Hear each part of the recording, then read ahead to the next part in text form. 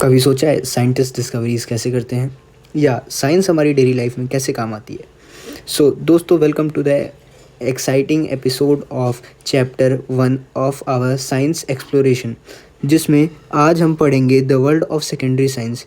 Lecture से पहले आपसे एक रिक्वेस्ट है, अगर आपके पास एनसीईआरटी है तो आप एनसीईआरटी अपने बगल में ओपन करके रख लीजिए और मैं जो जो पॉइंट बताने जा रहा हूँ उन्हें मार्क करते चलिए, क्योंकि ये आपके बाद में नोट्स बनाने और शॉर्ट रिवीजन में बहुत काम आएंगे।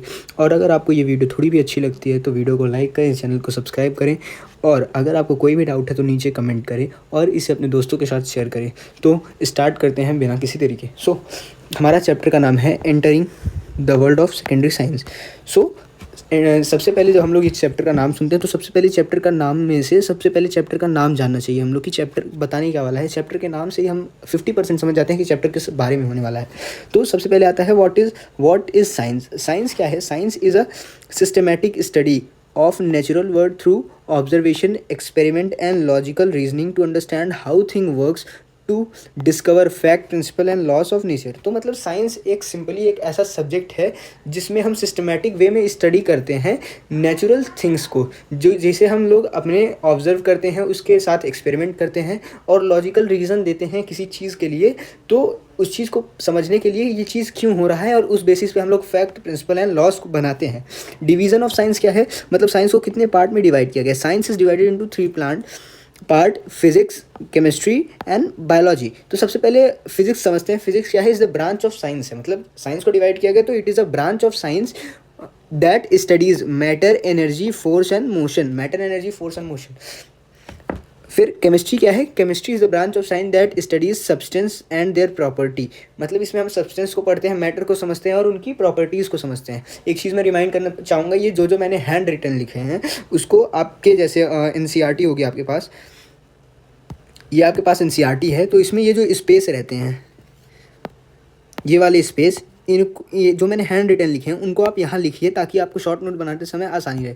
तो फिर बायोलॉजी क्या है? बायोलॉजी, बायो मतलब लाइफ होता है, लॉजी मतलब स्टडी होता है। बायो मतलब लाइफ होता है, लॉजी मतलब स्टडी होता है। तो study of living organism and life is known as biology. अब हम लोग देखते हैं, our universe is extremely large, so it is really impossible to study as a whole. To do so scientific models are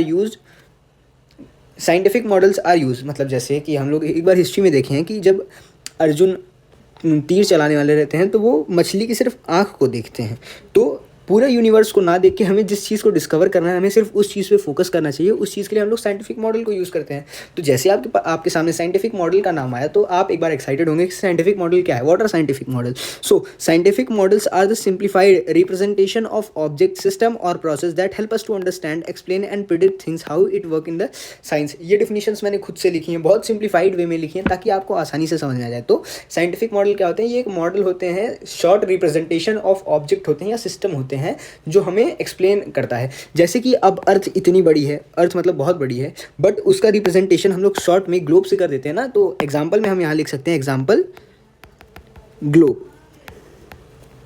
फिर क्या होता है? फिर आपके बुक में साइड में ये दिया होगा, Meghnath Shah on Indian postage stamp, simplifying the star. Scientist often begins by ignoring detail. When physicist Meghnath Saha studied light from star, he did not try to model every atom, every reaction or every movement inside the star. Instead, he treated the matter in the star as hot gas, ignoring many complex processes and focus only on the temperature, pressure and atom formed ions. This simplification allowed him to explain how the colors of a star deeply connect to their temperature। अब ये क्या बताना चाह रहा है कि जैसे कोई भी चीज़ है उसके अंदर बहुत सारे पार्टिकल्स होते हैं, कोई भी चीज़ है उसके अंदर बहुत सारे पार्टिकल्स होते हैं। जैसे कि हम लोग समझ सकते हैं, एक जो क्रूड ऑयल होता है उसके अंदर बहुत सारे चीज़ होते हैं, बट हम लोग उसको क्या बोल देते हैं? क्रूड ऑयल से डीजल और पेट्रोल बनता है, जबकि उससे गैसेस बनते हैं, बहुत सारे गैसेस बनते हैं, बहुत सारी चीज़ें, पैराफिन, वैक्सेस बनते हैं। लेकिन जब हम लोग फोकस करते हैं तो हम लोग की फोकस सिर्फ इस चीज़ पे रहनी चाहिए कि हम लोग क्या ढूंढ रहे हैं, ना कि बाकी सारी चीज़ों पे। तो हम लोग देखते हैं साइंटिफिक नॉलेज की 3 बेसिस होते हैं। साइंटिफिक नॉलेज के 3 बेसिस होते हैं। In secondary science we organise our understanding using precise specific term. हम बहुत सारी स्पेसिफिक टर्म्स को यूज़ करते हैं, जिसमें सबसे पहला है law, theories and scientific principle. इससे पहले मुझे लगता है कि आप लोग इन तीनों को एक ही मानते होंगे, लॉज, थियरीज़ और साइंटिफिक प्रिंसिपल्स को। बट ये अलग अलग टर्म्स हैं, इन्हें अलग अलग कॉन्टेक्स्ट में यूज़ किया जाता है। तो हम लोग सबसे पहले डिफिनीशन देख लेते हैं। डिफिनीशन क्या है? Describes a regular observable pattern in the nature. मतलब जैसे कि हम लोग देख सकते हैं न्यूटन लॉ ऑफ मोशन, मतलब जैसे फर्स्ट लॉ ऑफ मोशन क्या कहता है? अगर कोई चीज़ स्पीड में है, आप उसमें बैठे हैं, जैसे अगर हम लोग बस में बैठे हैं, बस अगर अचानक से ब्रेक मारे तो हम लोग आगे चले जाते हैं। ऐसा क्यों होता है? क्योंकि ये एक लॉ है, ये एक लॉ है। तो explaining the physical jerk felt on बस व्हेन स्टॉप सडनली, क्योंकि हम लोग बस जितनी स्पीड में रहती है उतनी स्पीड में हम लोग भी ट्रैवल करते रहते हैं, इसलिए जब अचानक से ब्रेक लगता है तो हमें जर्क ज़्यादा फील होता है। ये एक लॉ है। दूसरा क्या है? थियरीज होते हैं। ये इसका फॉर्मेट क्या होता है? ऑफन एक्सप्रेस्ड यूजिंग वर्ड और मैथमेटिक इक्वेशन। फिर थियरीज क्या होते हैं? Explain why those observation pattern occur based on evidence. अभी मैंने बताया ना कि लॉ क्या है कि अगर कोई बस मूवमेंट में है, हम उसमें बैठे हैं, तो अगर वो अचानक से रुकेगा तो हमें जर्क फील होगा। अब ये ऐसा जर्क क्यों फील होगा वो थियरी बताता है। ऐसा जर्क क्यों फील होगा अब ये थियरी बताएगा।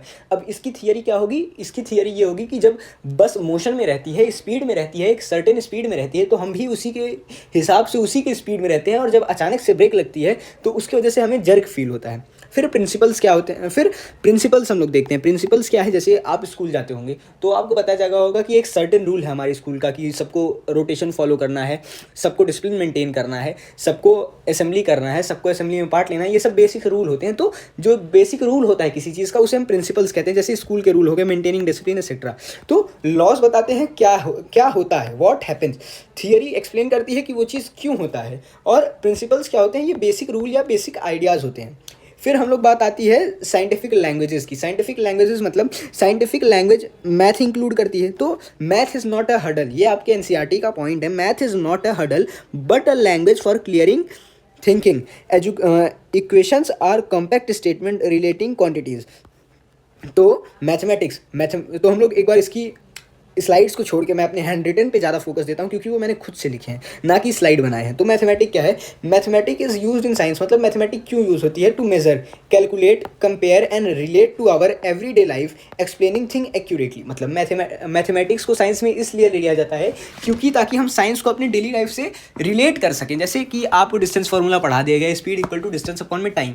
अब यहाँ मैथमेटिक्स यूज़ है तो आप एक अपनी स्पीड निकाल सकते हैं, आप अपने गाड़ी की, अपने बाइक की, अपने कार की एक एवरेज निकाल सकते हैं कि वो कितने का एवरेज दे रही है, वो कितने एवरेज स्पीड से चल रही है। तो इसलिए मैथमेटिक्स यूज़ होता है ताकि हम उसको साइंटिफिक वे में यूज़ कर सकें अपनी डे टू डे लाइफ में, और कैलकुलेशंस परफॉर्म कर सकें और एक्यूरेट आंसर दे सकें। तो जैसे यहाँ एक आपके बुक में दिया गया है एयरप्लेन, फिर मिसकंसेप्शन। तो यहाँ जैसे होता है कि एक सर्टेन अमाउंट ऑफ लीटर्स में फ्यूल भराता है एरोप्लेन में, बट जैसे अमेरिका जैसे देशों में, यूनाइटेड किंगडम जैसे देशों में जो वेट होता है वो पहले के टाइम में पाउंड्स में मेजर किया जाता था। तो ये 15,000 लीटर भरने की जगह, मतलब एक सर्टेन फ्यूल भरने की जगह उन्होंने वही सर्टेन फ्यूल, मतलब जैसे मैं 10 लीटर फ्यूल अपनी गाड़ी में भरा रहा हूँ तो 10 लीटर और 10 पाउंड में डिफरेंस है।